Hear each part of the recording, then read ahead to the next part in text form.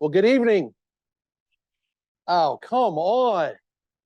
This is a celebration. Good evening. Thank you. All right. Well, my name is Todd Palmer. I am the Chief Executive Officer for Great Parks of Hamilton County. But more importantly, tonight, I'm honored to represent as the board of the Green Umbrella, the president. Ryan, come on up. The president of the board of trustees for Green Umbrella. Yes. So on behalf of the board and the staff, we want to welcome you to the 2023 annual meeting, but more importantly, 25 years of celebration of wonderful accomplishments. So 25 years, let's hear it. So what's happened in the last 25 years? I don't have enough time to tell you, so I'm going to tell you a few key points for what's happened in the last 25 years. So those who have been around for 25 years, some of you are in the room, Green Umbrella started as a volunteer organization, a volunteer group, and they've now grown to 17 staff who are leading cross-sector collaboration all over this region. They've accomplished a lot of amazing things. Biggest things they've been working on are reducing emissions. You may have seen or heard or read about some of the results of this. Creating and protecting thriving green space gyms in our community. It's been a big part of one of the areas I've been involved in. Building a resilient, equitable local food system, and supporting our local communities and taking action on their own environmental and resilience policies. So those are just few key items that have been happening over the last 25 years. Let me talk a little about funding. So Green Umbrella in the past 8 years has seen some amazing funding accomplishments. $2.8 million in lead federal funding. I'm not talking sub grants or other grants or local or state. This is 2.8 million in federal government and national organizations funding, which is a huge accomplishment in the last 8 years. That's what allowed that team to grow and add the staff and grow their influence in this region. But perhaps the biggest story is really why we're here. This connected group of like-minded individuals who are seeking to make change in this region, most importantly to address climate change. And you're going to hear more about that with Let's Tide. I'm not going to spoil it. I'm going to let the staff talk about it, but really that's why Green Umbrella exists. That's why we're here to support them. So why Green Umbrella for me? So Great Parks has been involved with Green Umbrella since the beginning. We're very proud of that. I've been involved for over 13 years with Green Umbrella. For those who used to meet at Northside, where's Brewster? Remember meeting in the Northside office? Yeah.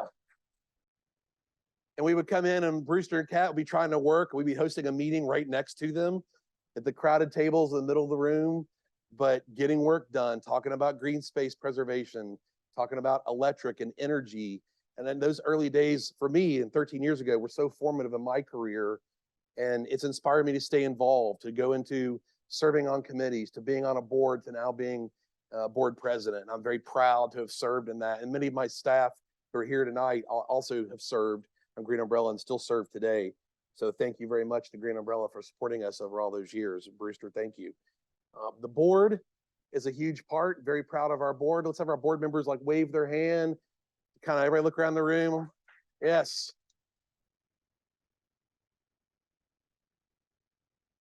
We have an absolutely amazing board. If you're ever interested in an opportunity, see Ryan, see myself, see one of our board members. If you have any questions about what are we doing as a board to support Green Umbrella, come find one of us tonight. One of us just raised our hands. Come see us. We'd be glad to meet with you and talk to you about what we do. I do want to acknowledge one board member, Mr. Temple, right here in the third row. Bob Temple, everyone. You don't have to give a speech, Bob, but Bob, this is actually Bob's last official meeting as a board member for Green Umbrella. Bob is one of the founders and has been with Green Umbrella since the beginning and has had a huge impact and mark on this agency.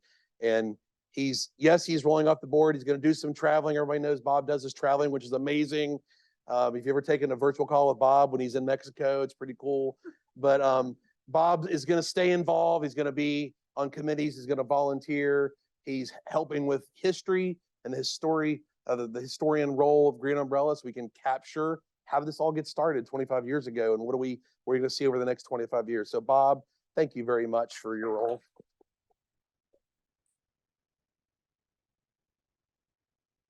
And finally, I want to thank Ryan and I want to thank the Green Umbrella staff. A lot of them are here and you'll get to meet some of them and hear from some of them tonight. But honestly, the board, we are to support the staff, but this doesn't happen without a staff who knows how to run this agency. And 17 people working in this community, the changes we've seen as a board are historic, honestly, over the last few years. Been absolutely amazing. Love working with the staff, love meeting with the staff, hearing the staff present to us. It's a really important part of what we do, and I'm just very proud to have them. So speaking of staff, I'm going to turn over now to our executive director, Ryan Mooney Bullock.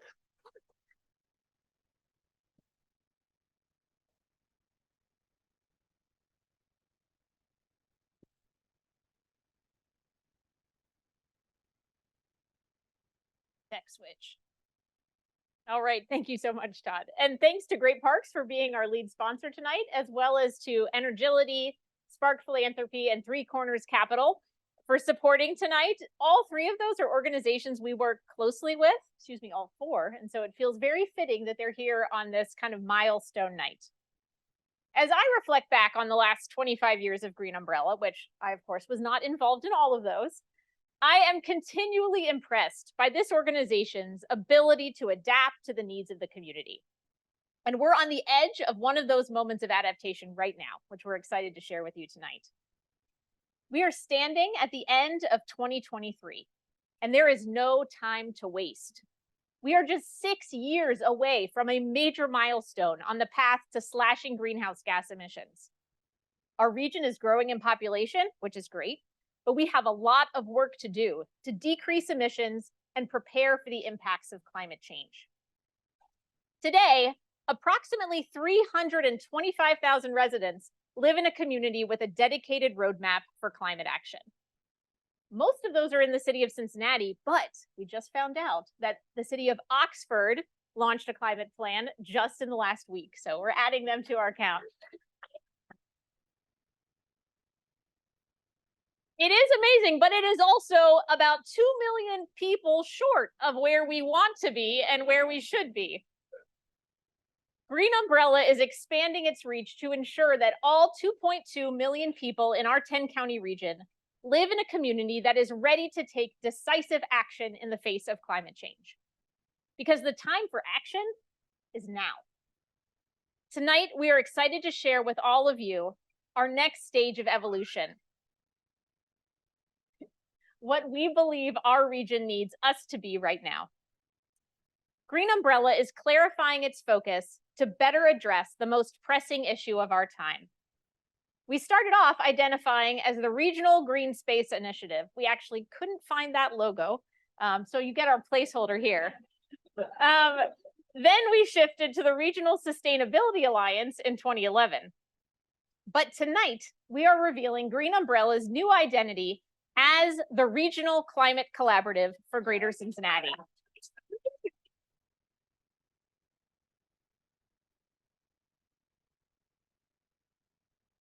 Now, hopefully, Regional Climate Collaborative sounds familiar to all of you because we did officially launch the RCC in 2022 as one program under our umbrella. But we realized that this framework had so much more potential. We decided that we needed to grow the collaborative from one element of our programming to an organization-wide framework.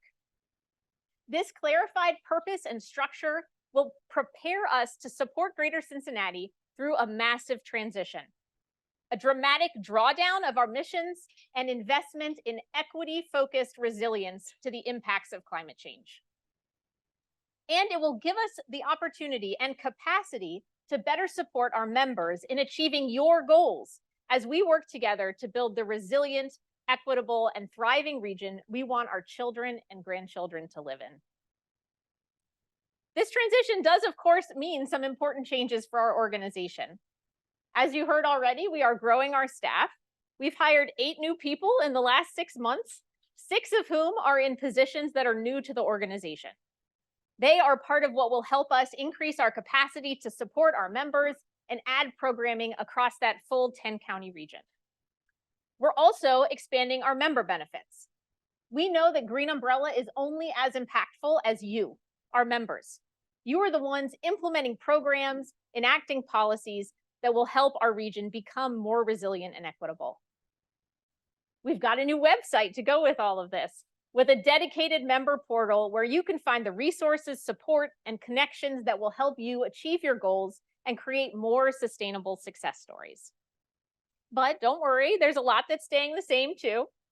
All the programs that you know and love are a key part of our ongoing strategy, and you're going to hear more from them in just a minute.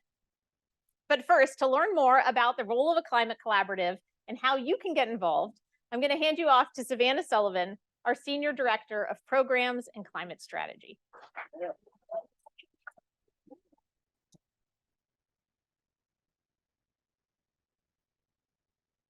Thank you, Ryan.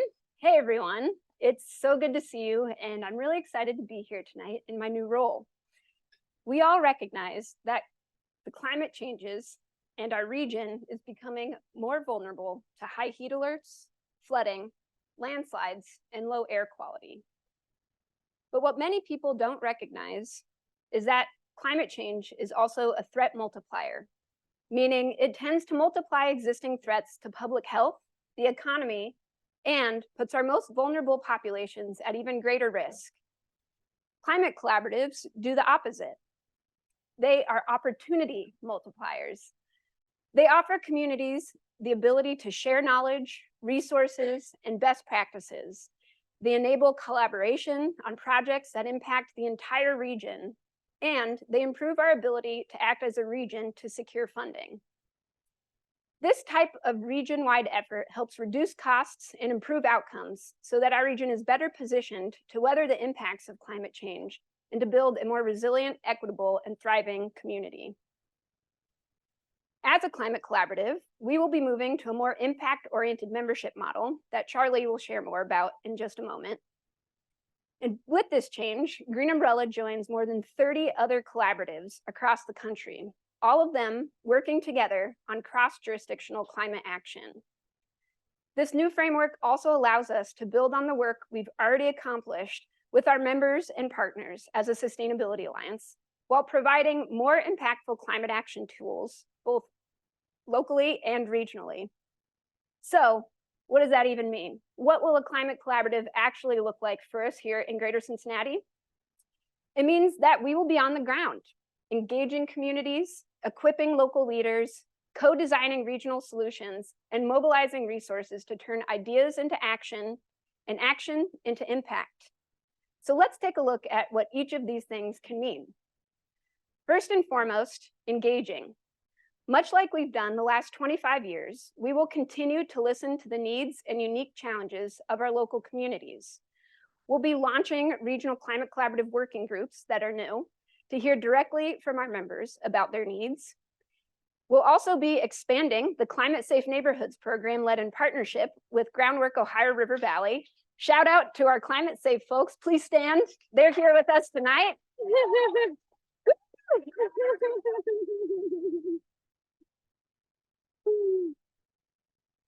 We've got both the team that is at Groundwork on staff, as well as many of our climate advisory group members who are leading neighborhood level change.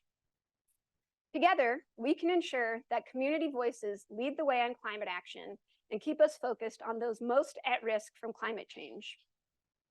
Our collaborative will also be equipping communities to take decisive action.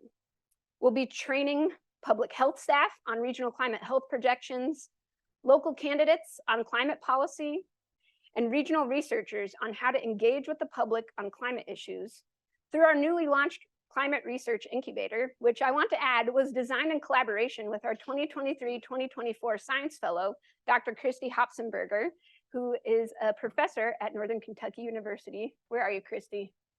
There she is.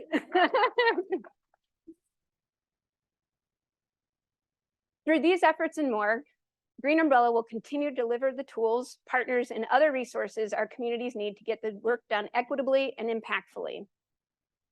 Green Umbrella will also provide designing and planning support at every stage of our members' climate action journey. We know that addressing climate change directly improves quality of life and stabilizes the budgets of our communities. But many folks don't know where to start, and that's okay. Fortunately, Green Umbrella staff have a cumulative of many decades worth of experience doing just that. And last but not least, we will be mobilizing local, regional, state, and federal resources. Our staff and partners will continue to work together to help communities build their green workforce, implement projects, and secure funding needed to do the work. And on that note, I actually have two super cool announcements to share with you tonight, and you're going to be the first to hear them. So first, I'm excited to share that Green Umbrella is launching a Climate Action Fellowship program. This program delivers much needed staff support for local governments to help implement key projects, and it will build the next generation of climate action professionals in Greater Cincinnati.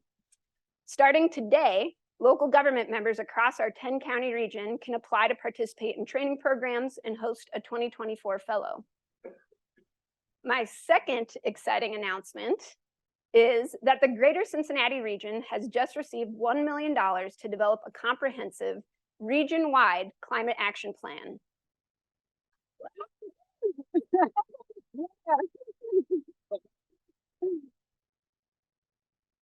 Through the US EPA Climate Pollution Reduction Program, a regional climate plan means we can leverage resources across our communities, tackle more complex problems, and get more funding. And there's more. The EPA also just announced $4.6 billion of funding for implementing the plans and climate action projects across the country, with 40% of that funding going directly to communities facing the greatest challenges who have been historically marginalized. This regional planning project in Greater Cincinnati is called Thrive Together. It will be a sustainability playbook for Greater Cincinnati, and it will be co-led by a coalition of regional organizations. So let's take a moment to recognize the members of the Thrive Together planning team who are here tonight. I know we've got a few of you. They're all standing. Oh, there they are. Thank you.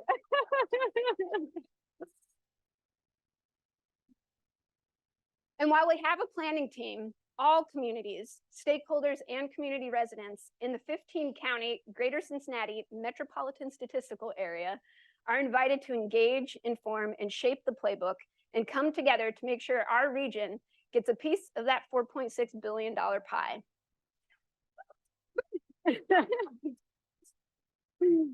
And the best part is you can start getting involved right now.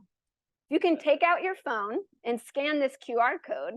It will take you to our engagement hub. It's a new website where you can share how you want to be engaged with this work and help ensure that this regional plan is equitable, intentional, and representative. I'll give it a minute.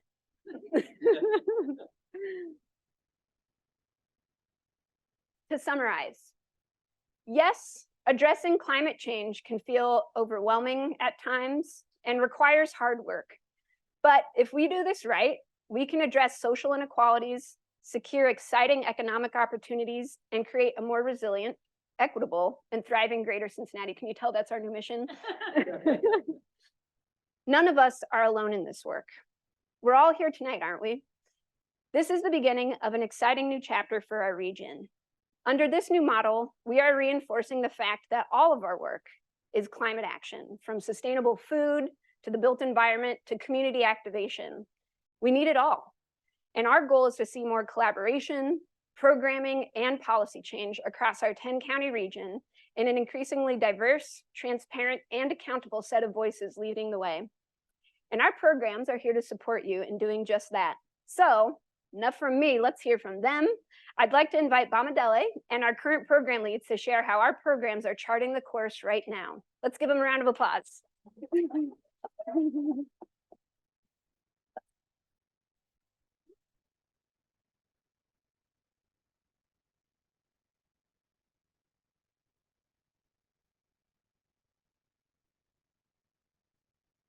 Thank you, Savannah.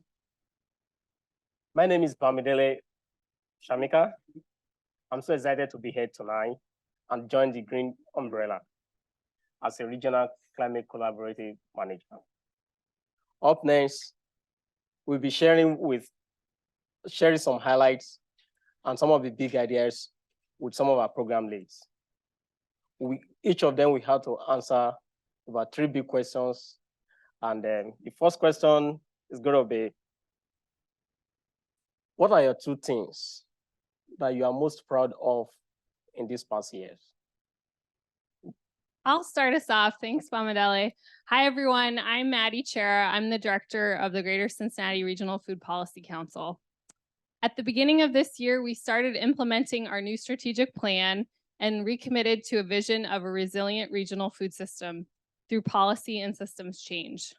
Our current council includes leaders who live and work in 6 of our 10 counties and across the food system, which is in line with our goals to increase representation of diverse constituents and concerns. One of the things I'm most proud of that these council members and our committees have done is build local capacity to advocate on the Farm Bill. To do this, we hosted trainings, developed toolkits, created shared priorities, and wrote letters to legislators to tell them what we wanted to see in this critical federal legislation that funds the agriculture and nutrition programs that our region depends on. We also finished strong with our federal Farm to School implementation grant with partners from across school communities in the area. This involved getting more local food into cafeterias, training teachers as garden educators, and connecting farm to school advocates with resources specific to our region through a curriculum guide. A bonus for me was collaborating closely on that work with my colleague Cynthia and her program. So I'll pass it over to you next, Cynthia. Thanks, Maddie. Hey, I'm Cynthia Walters, the Green Schoolyards Manager. The Green Schoolyards Action Network is a dynamic group of change makers working on shovel-ready projects and the tools needed to support experiential outdoor education for all children. This year, as CPS Outside evolved into the Green Schoolyards Action Network, we have worked directly with CPS facilities and partner organizations to install green schoolyard features in 20 schools across the district. This includes 10 outdoor classrooms, 6 learning gardens, and a total of 89 trees planted at school sites. We are seeing real shifts in school culture with the mindsets of district teachers and administrators who see the value of students spending time outside. Chris? Hi, everyone. I'm Chris Smith, the director of the Common Orchard Project. And this year, I'm really excited about compost. Yeah. Everyone's excited. That's right. The Common Orchard Project launched a mid-scale composting site at the 2-acre farm that we manage in Camp Washington. And we've already created about 100 yards of compost there. This is from local food scraps, and about half of our annual receiving capacity of 300,000 pounds per year. We're already at that halfway mark of if we just keep doing what we're doing. We also worked with Queen City Commons, who's a local food scrap hauler, to build 20 bioreactor compost systems at various community gardens and orchards all throughout the city. These are these passive systems that produce 3 yards of compost each year, right where it's needed at the garden. The other main thing is orchards. We're in the middle of orchard planting season right now. By the end of the year, we'll have planted 10 more community orchards. 5 of these are going in at Cincinnati Public Schools in partnership with Green Schoolyards. And 3 of those are already slated for next year. So we're really excited about that. We also did an orchard with Wilmington College and have one slated with University of Cincinnati next year. So it's really cool to see these educational institutions repurposing their lawns into something for public food. And finally, our favorite thing is to see more fruit growing on some of the more mature orchards. So seeing neighbors eating thousands of pounds of public food, that's what we're here for.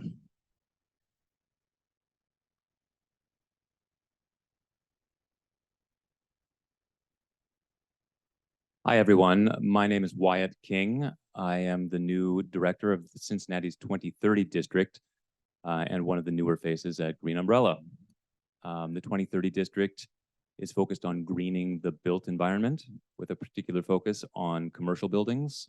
And we work primarily in 4 pillars of activity: reducing energy and water consumption, reducing transportation-related emissions attributable to building occupants, and also improving health indices of health for occupants of commercial buildings. So I am fairly new to the position, but there is a lot that precedes me and much to be proud of in the way of what the 2030 district has already accomplished. Two things of note that I will mention. We bestowed this past year our first round of impact awards in recognition of particular successes in our 4 pillars of focus. This is really important. We believe recognition is important, both to elevate the success stories and provide inspiration, and also to disseminate the best practices that they demonstrate. And the other area I will highlight is that we are getting more into the area of energy efficiency, particularly in the residential space. We are the lead investigator on a grant in which an EPA-funded grant where we are partnering with 3 major universities and the Community Housing Initiative in OTR to weatherize and electrify 50 low-income apartments down in OTR. And we will follow this up with ongoing research about how those changes affect occupant behavior and attitudes about energy use, as well as air quality and energy cost. So that's another very exciting area of activity.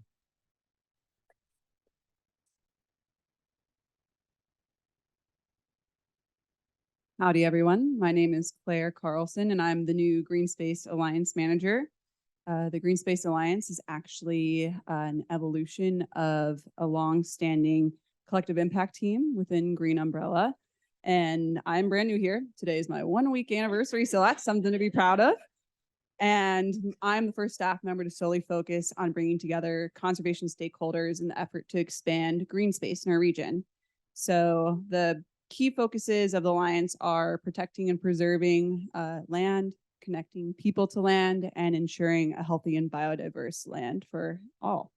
I would say that the 2 biggest things to be proud of that the Green Space team can be proud of are, 1, the original team has co-designed a regional green space prioritization plan that has highlighted and identified key areas that are needing preservation, as well as identifying vacant lots or underutilized spaces, often in communities that are lacking green space or may feature environmental justice concerns. And it's important to protect both types of green space in order to ensure that everyone in our community has access to it. And then I'd say the second thing that we can be proud of, which is happening right now.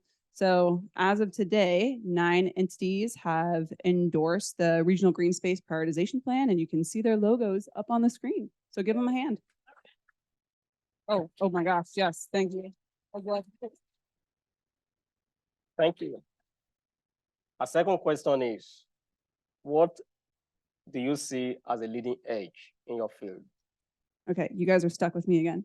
So I'd say that the leading edge for the Green Space Alliance is the landscape scale approach to green space conservation that's being developed by different thought leaders throughout the nation. I'd say another key feature of that is that the grant funding my position is actually really focused on that approach, and that a grant is through the Network for Landscape Conservation's Conservation Catalyst Fund, a mouthful, yes.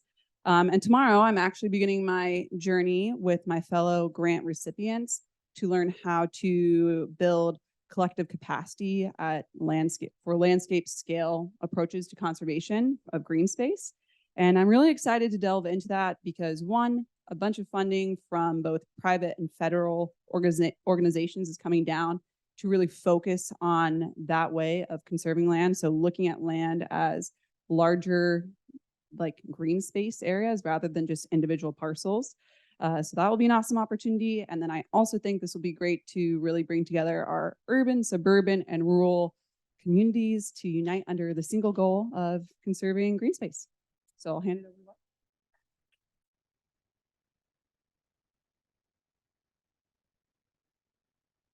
Great. So two leading edge areas for the built environment. One I would highlight is building performance standards.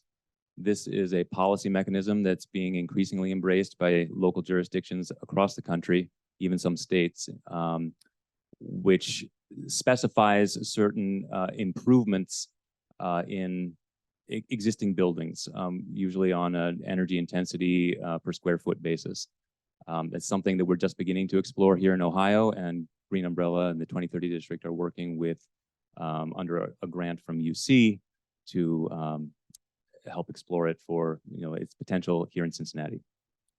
The other area I will highlight is just and Claire alluded to this as well, certainly relevant to the built environment as well, is all of the federal resources that are coming online as a result of the Inflation Reduction Act, the bipartisan infrastructure bill. There's a whole host of new tax incentives or old tax incentives that are applicable to new audiences, and other kinds of grant funding as well.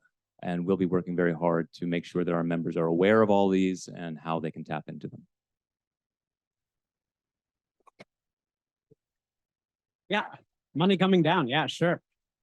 I would say the leading edge I would look at in agriculture is blending more holistic agriculture with conservation work. So things like integrating more tree crops and other wildlife food into, say, urban agriculture or forestry, and just blending all of these things together to produce more. The Nature Conservancy was recently awarded $60 million by the USDA to promote and support more agroforestry across the country, as well as other climate smart commodities funds. And as a co-founder of one of the larger agroforestry projects in Ohio, I think this is where it's at. I can really see how this is going to start to transform all these efforts in agriculture from urban all the way up to rural communities.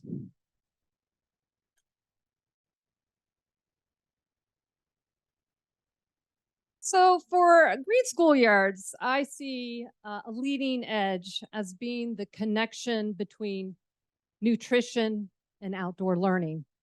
The Green Schoolyards Action Network is working with CPS dining services to get what students grow in the school garden into the school cafeteria. We are piloting a program, Gaps for Schools, at Aiken High School, where educators and students are trained on food safety. This will allow the food service department to procure food from Aiken's High Tunnel throughout the school year.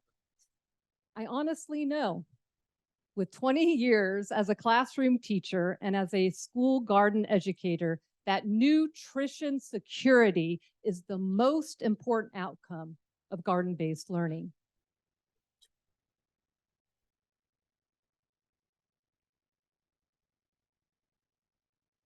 So a regional perspective has been guiding our Greater Cincinnati Regional Food Policy Council since it started being a council. So it's right there in the name, Regional Food Policy Council. And I don't think it's overstating it to say that that puts us on the leading edge. Our regional scope positions us really well to tap into federal investments addressing food systems at that regional scale. The USDA, the U.S. Department of Agriculture, and others recognize what we have recognized for quite some time now.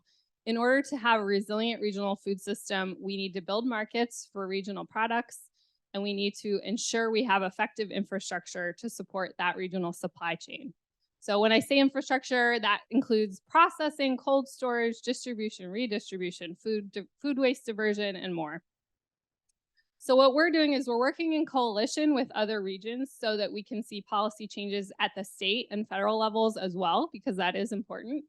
But we're really starting from that regional perspective, and I do think that that's what puts us on the leading edge. It's key to addressing the needs of producers and consumers, the rural, urban, and suburban across Greater Cincinnati.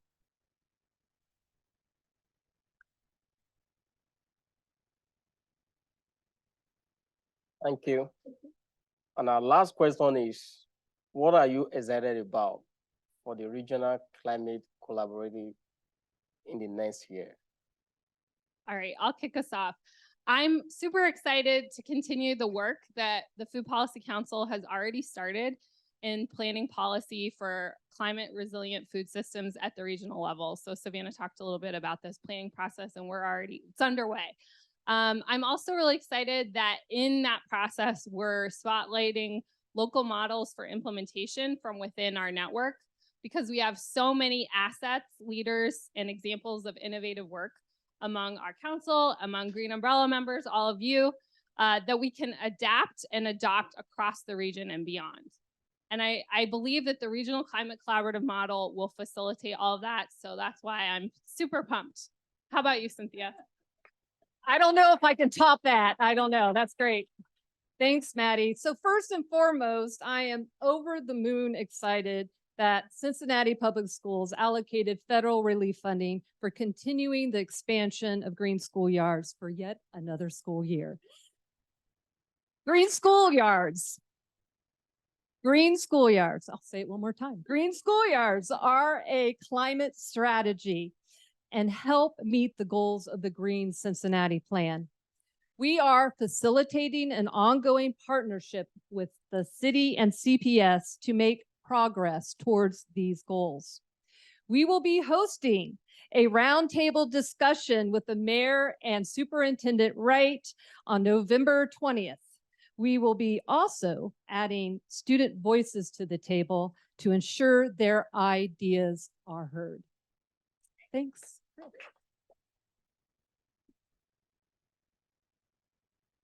Yeah, so I think the regional climate collaborative model is going to help us put more public orchards into more communities. Public spaces aren't always easy to interact with.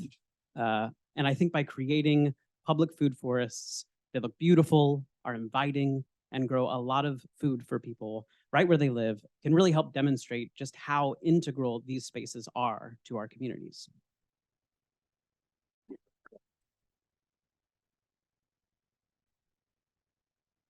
So there are two areas in particular that I think the climate collaborative model will have a great, or portends great opportunity for the 2030 district. Both relate to expanding footprint. One is the footprint of our membership and therefore our impact. Thus far, we've been pretty confined to the downtown core, a few other outlying areas, but very confined in general, and we're looking to expand that significantly, and I think the collaborative model will aid that. The other way in which I think that the model will help us expand is by elevating the awareness of the 2030 district and its mission beyond those who are involved directly in the building industry, whether building or designing or managing buildings. Green buildings in general have enormous potential for improving the quality of life in our entire region, whether it be by improving public health, improving economic competitiveness, our ability to attract people to the region. And as such, there are lots of people who are not directly involved in managing buildings that actually have a stake in this issue. I look forward to making them aware of the district and its activities and getting them invested in its success.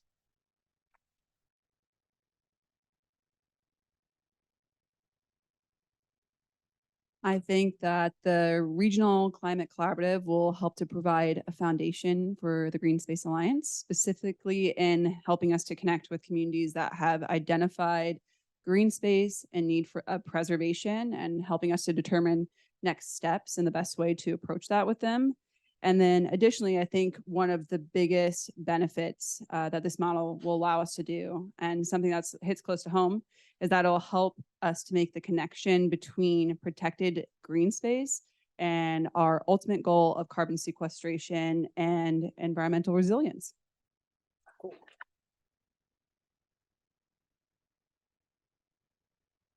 Great.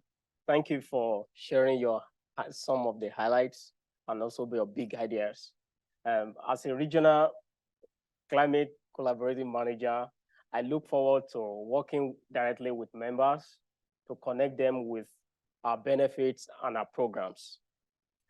On that note, Shirley is going to talk more about how you as a member can get more engaged.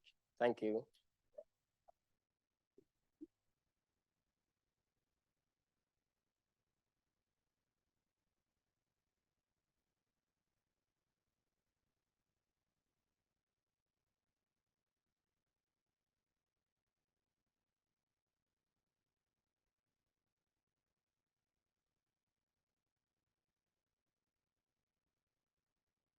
All right, good evening, everyone. It's great to see so many of our longstanding partners here, as well as many new faces. And as Green Umbrella members, you all play a key role in our collaborative community of change makers, working together to create a brighter future and a more resilient, equitable, and thriving region. There are many ways to get involved in Green Umbrella's work, and we've made these opportunities more clear and accessible on our new website. Tonight, I'm going to be focusing on the benefits that organizations have as Green Umbrella members, but I encourage everyone to look at the website on the Get Involved page so that you can see all the ways that individuals can now apply for a variety of leadership roles within our programs, working groups, and committees. Green Umbrella has grown a lot in the last 13 years since our membership was initially created, thanks to those strong partnerships across our member network and the generous support of our funders and donors. Tonight, I'm excited to share a glimpse into our new membership structure, which we've designed to be more inclusive, comprehensive, and impactful. Regional Climate Collaborative membership is now synonymous with Green Umbrella membership. It's open to all types of organizations, local governments, educational institutions, nonprofits, and businesses who are interested in furthering climate action in our region. With this shift, we're able to provide new and improved member benefits, more streamlined ways of to work with our programs, and more opportunities for regional collaboration. Members now have 3 levels to choose from. If your organization simply wants to participate in our work and be included in our member directory, our participating level membership is free for local governments, nonprofits, and schools, and it starts at just $100 for businesses. If your organization wants to also market your jobs, events, volunteer opportunities to gain access to our member-only resources, invites to member-only events, and discounts to our signature events like the annual meeting and the Midwest Regional Sustainability Summit, our supporting level membership is the right one for you. Governments, nonprofits, and schools at this level also have the opportunity to collaborate with us on grant applications. Note that current Green Umbrella member organizations will roll over automatically into this category, and your membership will continue to be active through its current renewal date. But at any point, you can upgrade your membership to our new leading level and access the full suite of our expanded member benefits. Leading level members get more hands-on benefits, including consultations, professional development opportunities, and workplace trainings. Opportunities to be featured in our publications, communications, opportunities to co-host a branded event, and governments at the leading level are eligible for subsidized climate action fellows. I'd like to take a moment to thank our first set of leading level members, the City of Cincinnati, the City of Covington, the City of Fairfield, and the City of Milford.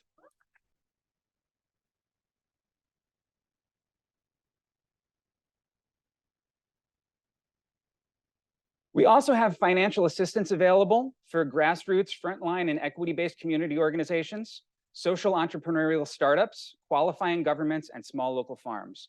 So we want everybody to be able to participate. Through our new framework as the Green Umbrella Regional Climate Collaborative, supporting and leading level membership also comes with the ability to access all our program-specific benefits at no additional cost. For example, this means that now your organization can tap into workplace wellness and values-based food purchasing consultations and technical assistance. You can use the Green Space Alliance's regional prioritization plan in your planning and grant writing processes, among many other benefits that are available through the 2030 District, Green Schoolyards Action Network, Food Policy Council, and the Common Orchard Project. The most important benefit at any level is the good that we're able to do in the community because of your support and partnerships. Your membership dollars and participation make our work possible. Our member benefits are designed for you to be able to plug into all aspects of our work, more easily tap into our marketing opportunities, learn and connect with each other, and access our member-only resources and technical support. We've compiled our member benefits into 3 main categories. First one is training and networking. Within our new member portal, you'll now be able to access member contact information so that you can make connections across our network. You can build capacity on your team by engaging in free workshops and trainings offered throughout the year. As always, your team will qualify for discounts to the Midwest Regional Sustainability Summit. It's the largest one in the Midwest. Save the date for May 2nd. We'll have some big announcements coming up soon. And you can take advantage of opportunities for your staff to participate in all of our unique programs. Second, members have expanded marketing opportunities. We'll continue to highlight your successes in our newsletters, blogs, various reports, and social media channels. Our new member portal makes it a lot easier now for you to post your events directly to our public calendar, recruit job candidates through our popular Green Jobs board, and we'll continue to create more opportunities to highlight your services to our other Green Umbrella members through our events and communications. And third, members get access to our resources and technical support, like funding and technical assistance tracking, sustainability tools and models, and consultations for planning and implementing sustainability, resilience, and value-based procurement strategies. In the coming weeks, we're going to be hosting a series of member benefits webinars to go into a little more detail and answer your questions, which I'm sure you might have a few. Save the date and look for the registration link in a follow-up email from us, or visit our calendar and find it on there. If you have specific questions, you can reach out to our new expanded membership team at membership@greenumbrella.org. And please take a moment now to scan the QR code on the screen and bookmark the page where you can download our new member benefits package and pricing chart. I'm going to pause.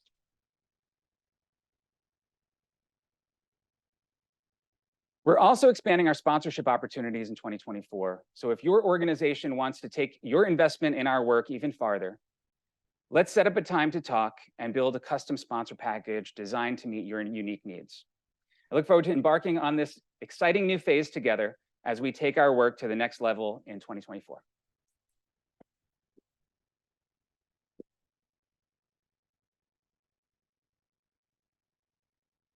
All right, we made it. We're getting close. So as we wrap up this part of the event, we still have plenty of networking and snacking time ahead. I'd like to take just a minute to thank the people who worked so hard to make everything you're seeing and hearing and about a million other things behind the scenes happen for tonight. None of the organizational evolution you are seeing here today would have been possible without the engaged support of our board, who you got to see earlier, and the creativity, tough questions, and perseverance of our staff. They have managed a huge amount of change and paradigm shifting over the last year, which, as anybody who has gone through it knows, is extremely hard work. They've also welcomed and trained amazing new team members with such generosity and grace. And they're shaping us into an organization that is truly prepared to do this important work. So I'd like to ask all the staff to stand and wave so we can give them a big round of applause.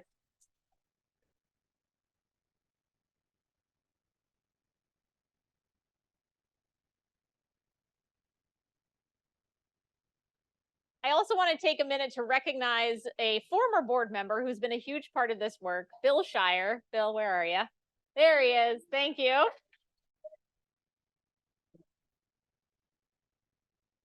Bill was the true veteran on our strategy team that worked for nearly a year to map out this approach, the Regional Climate Collaborative, as our organizing framework, and to think through how we could really, truly change our membership to be more impact-oriented and do all the things that we talked to you about tonight. So thanks so much for your wisdom and insight and just being a rock through that process with us.